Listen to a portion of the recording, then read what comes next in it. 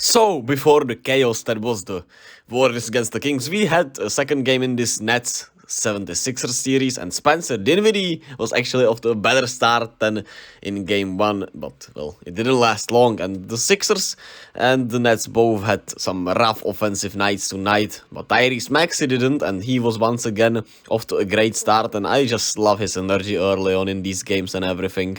I just like how he plays a lot. Cam Johnson, on the other hand, was hot as hell. He had 22 points in this first half, which was absolutely spectacular. The Nets were shooting lights out.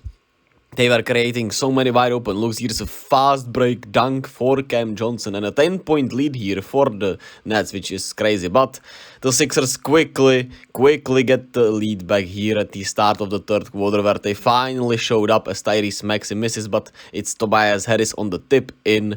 And it was kinda bleak for the Nets after that, because they were just missing a lot of easy shots. Spencer Dinwiddie was once again taking some bad shots. Here's a nice block by Joel Embiid, as he was getting triple teamed, double teamed all night long, and they said, hey, we gonna let anybody else beat us. And, well, in the end the Sixers did, but the offense was still ugly. But thankfully Tyrese Maxey was him, and he was spectacular.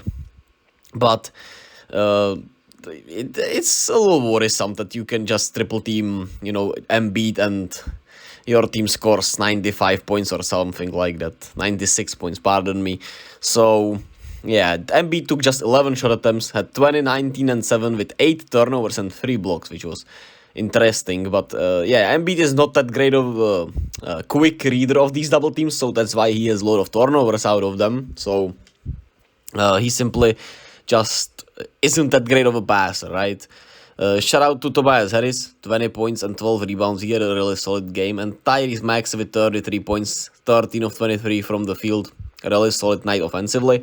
And I loved D'Anthony Melton. He once again brought the right energy for the Sixers. And James Harden struggled from the field, had some rough turnovers, but in the end, thankfully, it didn't matter for him. But a rough game too, after a pretty solid game 1, for sure. But the Sixers, even with all of this, and 19 turnovers, man. They had 19 goddamn turnovers, and they still beat these Nets. So it's a little bleak, but I think the Nets actually had a solid strategy, but they just couldn't knock anything down, man. Whether there were wide open three-pointers that couldn't knock down, whether it was Dorian Finney-Smith, whether it was Mikal Bridges, whether it was Royce O'Neal, who has been awful in this series.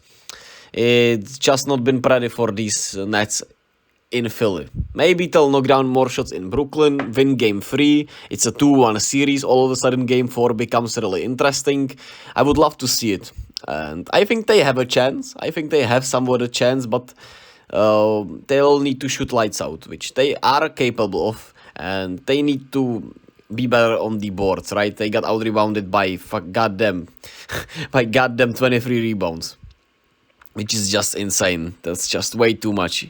That easily offsets, of course, that the Nets had just 9 turnovers to the Sixers 19. But I think there is a chance the Nets could win 2 games in this series if they get hot, shooting-wise, and are able to at least be, down 10 in the rebounding aspect. But nonetheless, will be interesting to watch the rest of the series in a way, I hope, because that was a weird one tonight.